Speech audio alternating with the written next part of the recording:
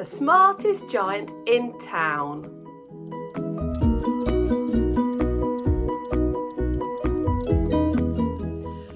George was a giant, the scruffiest giant in town. He always wore the same pair of old brown sandals and the same old patched up gown. "I wish I wasn't the scruffiest giant in town," he said sadly. But one day, George noticed a brand new shop selling lots of smart clothes. So George bought a smart shirt, a smart pair of trousers, a smart belt, a smart stripy tie, some smart socks with diamonds up the side, and a pair of smart shiny shoes. "Now I am the smartest giant in town," he said proudly.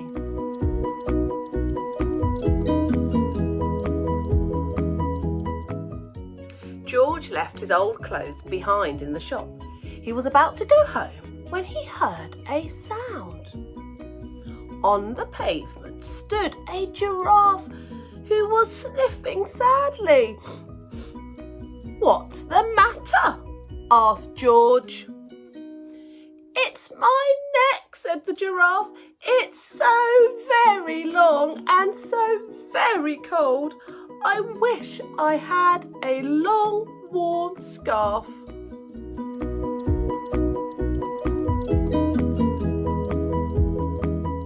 "Cheer up," said George, and he took off his stripy tie.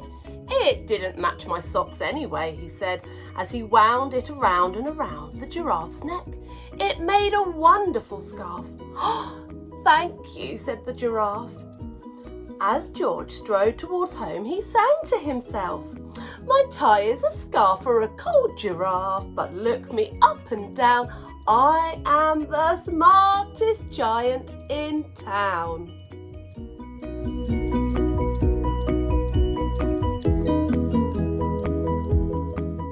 George came to a river. On a boat stood a goat who was bleating loudly. "What's the matter?" asked George. "It's my sail," said the goat. "It blew away in a storm. I wish I had a strong new sail for my boat." "Cheer up," said George, and he took off his new white shirt. "It kept coming untucked anyway," he said as he tied it to the mast of the goat's boat. "It made a magnificent sail." "Thank you," said the goat.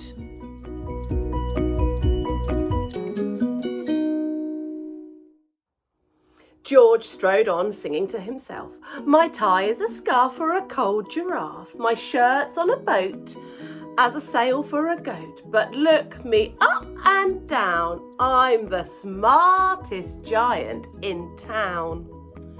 George came to a tiny ruined house. Beside the house stood a white mouse with lots of baby mice. They were all squeaking. "What's the matter?" asked George. "It's our house," squeaked the mother mouse. "It burned down and now we have nowhere to live. I wish we had a nice new home."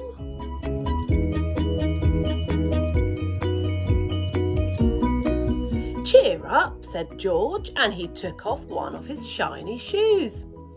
"It was giving me blisters anyway," he said, as the mouse and her babies scrambled inside. The shoe made a perfect home for them. "Thank you," they all squeaked. George had to hop along the road now, but he didn't mind. He hopped and he sang to himself.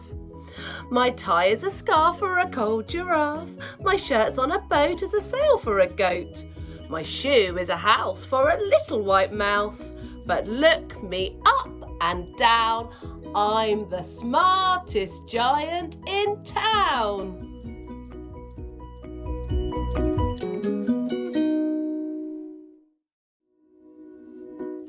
George came to a campsite. Beside a tent stood a fox who was crying. "What's the matter?" asked George. "It's my sleeping bag," said the fox. "I dropped it in a puddle. I wish I had a warm, dry sleeping bag." "Cheer up," said George, and he took off one of his socks with the diamonds up the side. "It was tickling my toes anyway," he said, as the fox snuggled into it. It made a very fine sleeping bag. "Thank you," said the fox. George hopped on, singing to himself. "My tie is a scarf for a cold giraffe. My shirt's on a boat as a sail for a goat. My shoe is a house for a little white mouse. And one of my socks is a bed for a fox. But look me up and down, I am the smartest giant in town."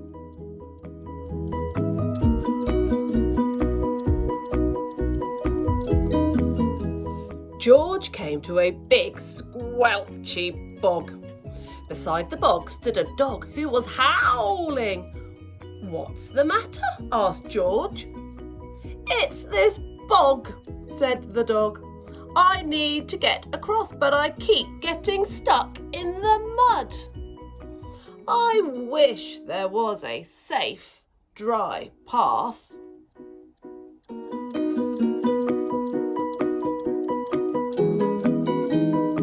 "Cheer up," said George, and he took off his new smart belt. "It was squashing my tummy anyway," he said, as he laid it down over the bog. "It made an excellent path." "Oh, thank you," said the dog.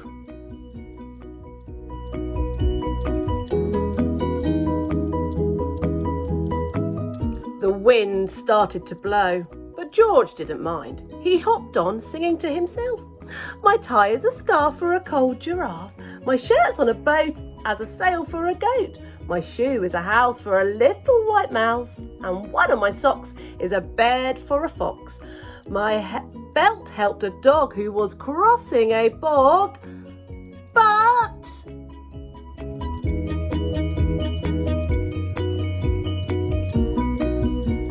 "My trousers are falling down.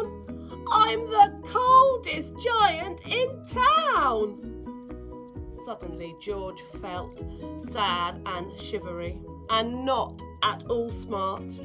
He stood on one foot and thought, "I'll have to go back to the shop and buy some more clothes," he decided.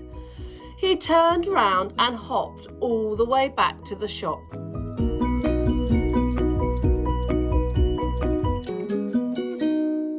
But when he got there, it was closed. "Oh no," cried George. He sank down onto the doorstep and a tear ran down his nose. He felt as sad as all the animals he had met on his way home. Then out of the corner of his eye, he saw a bag with something familiar poking out of the top. George took a closer look. "My gown!" he yelled. "My dear old gown and sandals!" George put them on. They felt wonderfully comfortable. "I'm the cosiest giant in town." He cried and he danced back home along the road. Outside his front door stood all the animals he had helped. They were carrying an enormous present. "Come on, George," they said, "open it." George untied the ribbon. Inside was a beautiful gold paper crown and a card. "Look inside the card, George," said the animals. George put the crown on his head and opened the card. Inside it said,